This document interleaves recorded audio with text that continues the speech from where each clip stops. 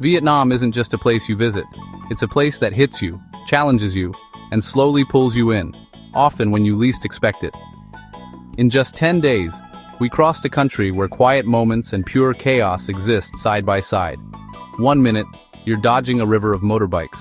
The next, you're standing in total silence, surrounded by nature that feels untouched by time. This journey took us from ancient streets to modern skylines, from floating limestone islands to lantern-lit towns, from meals cooked on the sidewalk to details crafted by hand with incredible care. And honestly, it wasn't what we imagined at all. In this video, we're not just showing you beautiful shots, we're sharing what actually surprised us, what challenged us, what felt magical, and what you should know if you're planning a similar trip. Real experiences, real moments, practical tips along the way. This is our story of 10 days in Vietnam. But the moment we landed, everything we thought we knew was tested. We landed in Hanoi early in the morning, the kind of hour where your body still thinks it's yesterday. Jet-lagged, slightly disoriented, and running on pure curiosity, we stepped straight into the capital's rhythm, and it didn't ease us in gently. Hanoi doesn't warm up, it's already moving at full speed. The streets were alive before we were. Motorbikes flowed like water. Vendors were already cooking, and the air carried a mix of exhaust, incense, and something delicious we couldn't quite identify yet. That didn't stop us from eating almost immediately. Our first bowl of Vietnamese food was simple, hot, and exactly what we needed. One bite in, and we knew this trip was going to be food-focused. Hanoi is Vietnam's capital, but it doesn't feel stiff or polished. It feels lived in, loud, real. Every corner had movement, every sound demanded attention, and standing still felt like a mistake. You don't watch Hanoi, you learn to move with it. And just when we thought we understood Hanoi, the city revealed another side.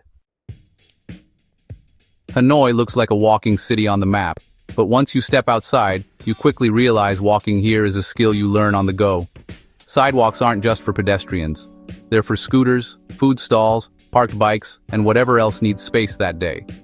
So you walk in the street, and somehow it works. Motorbikes come at you from every direction, yet nothing feels random. There's an unspoken rhythm to the chaos. People move with confidence, horns replace conversations, and hesitation is the only real danger. Between all of that, quiet reminders of the past appear when you least expect them. Old colonial buildings stand calmly among the noise, worn but proud, like they've seen this city change 100 times already. Then there's the coffee. In Hanoi, coffee isn't rushed. People sit low, talk slowly, and watch life pass by one sip at a time. It's less about caffeine and more about connection. But one street in particular pushed this experience to the extreme. There are places you see online that feel overhyped in real life. Train Street in Hanoi is not one of them.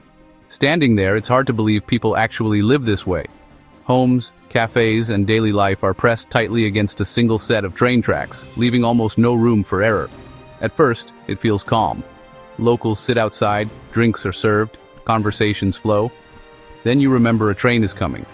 When it does, everything changes in seconds. Tables are pulled in, doors swing shut, and everyone moves with practiced speed. This isn't chaos, it's routine.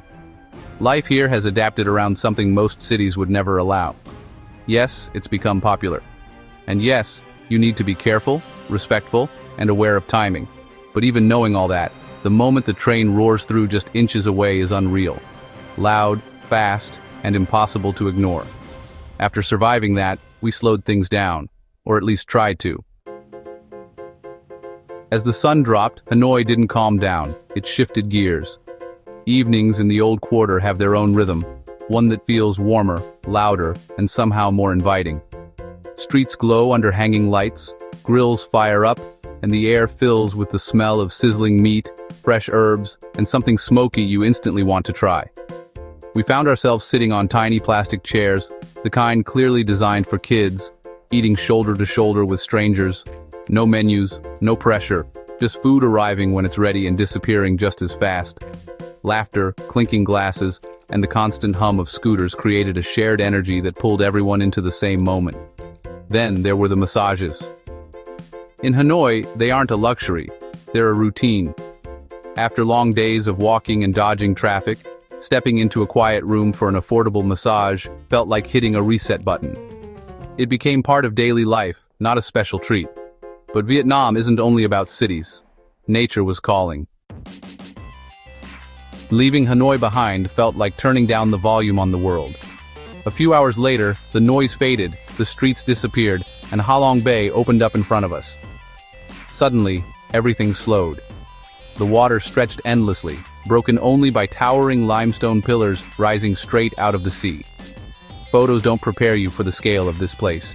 These formations feel ancient, heavy with time, like they've been standing here long before people ever thought of visiting. Some are sharp and dramatic, others smooth and weathered, each one shaped by millions of years of wind and water. You don't just look at Ha Long Bay, you stare, quietly, almost without realizing it. Spending the night out on the water changes the experience completely. Mornings are calm, reflections are perfect, and the outside world feels very far away. It's peaceful in a way that's hard to describe, especially after the chaos of the city. And just when everything felt peaceful, reality interrupted. Mornings on the bay start quietly. The water barely moves, the air feels cooler, and the day begins without urgency. As the sun rises, people step onto the deck, stretching through slow movements, breathing deeply, and easing their bodies awake. Everything about life here feels unhurried, like time follows a different set of rules. Beyond the calm surface, real communities exist. Floating villages sit gently on the water, made up of homes, small shops, and boats that serve as lifelines. Families have lived here for generations, raising children, working the water, and building a life entirely afloat. It's not a performance, it's daily survival. In recent years, many residents have been encouraged to relocate to the mainland. The goal is better access to education and to protect the fragile environment of the bay. Those who remain now depend largely on tourism, not as entertainment, but as a way to continue living here. From water to land again, and into a town we weren't prepared for. We arrived in Hoi An with almost no expectations, and that turned out to be the best decision we could have made. After checking in and dropping our bags, we wandered toward the old town, not really knowing what was ahead. Then suddenly, it hit us. The noise faded, the pace slowed, and the streets began to glow. Lanterns lit up the evening in every direction, reflecting softly off the river and casting warm colors across the old buildings. It felt less like arriving in a new city and more like stepping into a different era. No rushing, no horns, just people walking, talking, and taking their time. Hoi An has a calm confidence about it. It doesn't demand attention. It earns it quietly. The mix of history, soft lighting, and relaxed energy makes you slow down without even trying. After just a few minutes, we knew this place was going to stay with us long after we left. But Hoi An isn't just beautiful. It's personal. Hoi An doesn't just show its culture, you interact with it. One of the town's most famous traditions is custom clothing, and it's everywhere. Tailor shops line the streets, each offering to turn your ideas into reality in just a couple of days. You choose the style, the fabric, the details, and somehow it all comes together faster than you'd expect. It's creative, personal, and surprisingly approachable. Then there are the lanterns. More than decoration, they're symbols of luck, love, and new beginnings. As night falls, candles and lanterns drift along the river, each one carrying a quiet wish. It's simple, peaceful, and deeply tied to the town's identity. Hoi An's history is shaped by centuries of trade. Japanese and Chinese influences are woven into its architecture, bridges, and traditions, giving the town a layered character that feels both familiar and unique. And even the food here had rules you couldn't break. Food in Hoi An isn't just about taste, it's about place.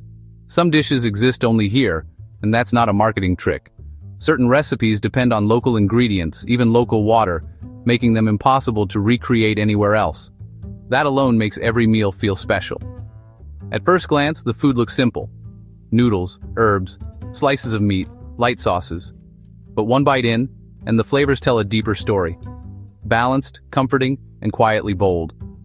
These are meals shaped by generations, not trends. Nothing is rushed, and nothing feels overdone. We had moments where the food genuinely stopped us mid-conversation. Sitting at small tables, watching the street pass by, realizing that some of the best meals of the trip came from places we almost walked past. No pressure, no performance, just food done right. Hoi An's dishes don't try to impress, they just do. And somehow that makes them unforgettable. But history in Vietnam doesn't end here. Hue feels different the moment you arrive. The energy is quieter, heavier, like the city remembers everything it has seen. Once the imperial capital of Vietnam, Hue carries its history with a sense of responsibility, not nostalgia. This was the seat of power for the Nguyen dynasty, and its influence still shapes the city today. The imperial citadel is massive. High walls, wide gates, and open courtyards speak to authority and control. Walking through it, you're reminded how much time, labor, and ambition went into building a world meant for emperors. And yet, much of it now stands worn, damaged, and incomplete, a powerful contrast between past power and present reality. Outside the city, royal tombs rest quietly among nature. Each one reflects the personality of the ruler it was built for, blending beauty with legacy. Hue doesn't glorify its emperors, it remembers them honestly. And then came the city that never slows down. Ho Chi Minh City hits you fast. After the calm of Hue, the heat alone feels like a shock. The air is thicker, the sun stronger, and the city moves at a pace that doesn't wait for anyone. This is Vietnam at full throttle. Loud, dense, and unapologetically ambitious. Skyscrapers rise beside old buildings, markets spill onto sidewalks, and millions of motorbikes dominate the streets. Crossing the road here isn't instinct, it's technique. You don't run, you don't stop. You walk forward steadily and trust the flow around you.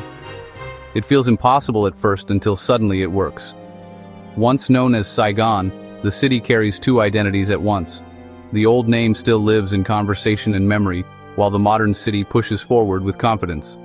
It's restless, forward-looking, and constantly evolving. But at night, the city completely transforms.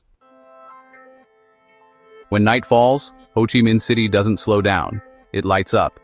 Neon signs glow above busy streets, music spills from open doors, and the heat lingers as the city shifts into a different mood. Walking through it feels electric, like something unexpected could happen at any moment. One evening led us to a place that didn't look promising at all. A quiet entrance, a narrow staircase. No signs, no noise. For a moment, we questioned every decision that brought us there. Then the door opened and everything changed. A hidden rooftop space appeared above the chaos, calm and alive at the same time. Plates started arriving, one after another. Thoughtful, traditional dishes made with care, not flash. The kind of food that reminds you why people talk about Vietnamese cuisine with so much respect. And once again, the bill barely made sense for what we'd just experienced. It wasn't just a great meal. It was a moment of clarity. And that's when everything clicked. Vietnam has a way of staying with you long after you leave. It's a country that doesn't erase its past, but it doesn't live in it either. History is everywhere, in streets, buildings, traditions. But so is progress. You can feel the momentum, the confidence, the sense that the future is already being built. For us, this trip was full of surprises. Places we didn't expect to love became highlights. Moments we thought would be small ended up meaning the most. Vietnam constantly challenged our assumptions, then quietly replaced them with something better. We saw how much the country has changed over time, and how quickly it continues to evolve, without losing what makes it unique. And somehow, between crossing impossible roads, sitting on tiny plastic chairs, and still not fully understanding why egg belongs in coffee, it all made sense. Vietnam isn't just somewhere you go. It's something you experience, adapt to, and carry with you. And once it clicks, it never really lets go. If you've made it this far, thank you for spending these 10 days in Vietnam with us. Trips like this take time, planning, and a lot of learning along the way, and we truly appreciate you being part of the journey. If this video helped you, inspired you, or answered even one question about traveling in Vietnam, a like or a quick comment really helps more people discover it. And if you've already been here, we'd love to hear your experiences. What surprised you, what you loved, or what you'd do differently next time. Feel free to drop any questions below if you're planning a trip of your own. We read them all and do our best to reply. For those who want to support the channel a little more, you'll find extra behind-the-scenes content linked below. Until the next adventure, thanks for watching.